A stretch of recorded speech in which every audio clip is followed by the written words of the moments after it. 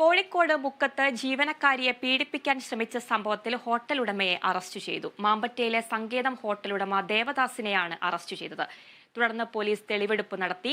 എറണാകുളത്തേക്ക് രക്ഷപ്പെടാനുള്ള ശ്രമത്തിനിടെ കുന്നംകുളത്ത് വെച്ച് ബസ്സിൽ നിന്നാണ് പ്രതിയെ പോലീസ് പിടികൂടിയത്.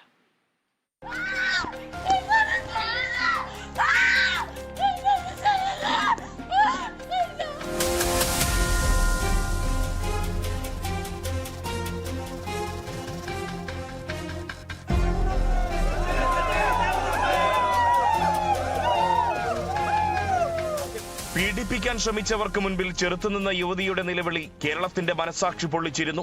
ആ സംഭവത്തിലെ മുഖ്യപ്രതിയായ കോഴിക്കോട് മാമ്പറ്റ സങ്കേതം ഹോട്ടലുടമ ദേവദാസിനെയാണ് മുക്കം പോലീസ് അറസ്റ്റ് ചെയ്തത്. സംഭവം നടന്ന് 5 ദിവസത്തോളമായി പ്രതി ഒളിവിലായിരുന്നു. ഒളിവിൽ കഴിയുന്നതിനിടെ ആദ്യം പോലീസിനെ കബളിപ്പിക്കാൻ ശ്രമിച്ച പ്രതി കോഴിക്കോട് റെയിൽവേ സ്റ്റേഷനിൽ കാർ ഉപേക്ഷിക്കുകയായിരുന്നു. എന്നാൽ ഫോൺ പിന്തുടർന്ന പോലീസ് ഇയാൾ ബസ്സിൽ എറണാകുളത്തേക്ക് പോകുന്നതായി കണ്ടെത്തി. തുടർന്ന് ബസ് ജീവനക്കാരുടെ സഹായത്തോടെയാണ് കുന്നംകുളത്ത് വെച്ച് പ്രതിയെ കസ്റ്റഡിയിലെടുത്തത്. കേസിൽ പോലീസിന് വീഴ്ച സംഭവിച്ചിട്ടില്ലെന്നും യുവതി ആദ്യം നൽകിയ മൊഴിയുടെ അടിസ്ഥാനത്തിലാണ് FIR രജിസ്റ്റർ ചെയ്തതെന്നും താമരശ്ശേരി ഡിവൈഎസ്പി AP ചന്ദ്രൻ പറഞ്ഞു. പ്രതിക്കെതിരെ കൂടുതൽ ശക്തമായ വകുപ്പുകൾ ചുമത്തുമെന്നും അദ്ദേഹം വ്യക്തമാക്കി.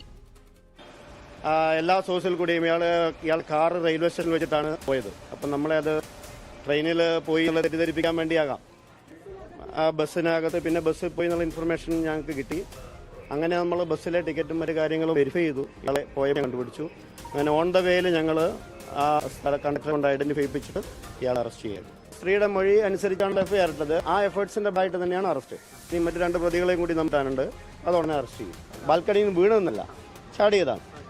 അതെ ആ ചാടിയതിന്റെ രീതിയും ഇവൾക്കെതിരെ ഉള്ള ആ അലിഗേഷനോട് പറഞ്ഞതിനനുസരിച്ചാണ് നമ്മൾ FIR ഇട്ടിരിക്കുന്നത്. അതിന് ആ പറഞ്ഞ മൊഴി എടുക്കുന്നത്. അതായത് 2-ാം തീയതിയാണ് ഈ പരാതിക്കാരിയുടെ സ്റ്റേറ്റ്മെന്റ് റെക്കോർഡ് ചെയ്യുന്നത്.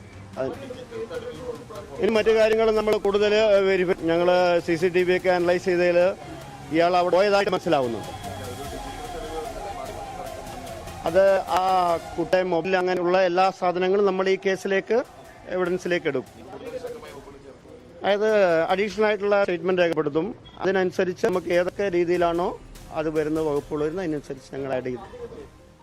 യുവതി താമസിച്ചിരുന്ന വീട്ടിൽ പ്രതിയെ എത്തിച്ച് തെളിവെടുപ്പ് നടത്തി.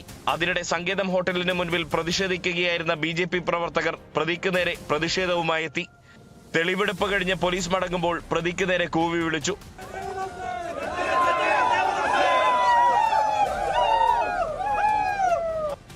കേസിലെ കൂട്ടുപ്രതികളായ റിയാസ്, സുരേഷ് എന്നിവരെ ഇനിയും കണ്ടെത്താനുണ്ട്. കൂട്ടാളികളെ ഉടൻ പിടികൂടുമെന്ന് അന്വേഷണ സംഘം വ്യക്തമാക്കി. Riyas KMR, Kerala vision news, Kozhikode.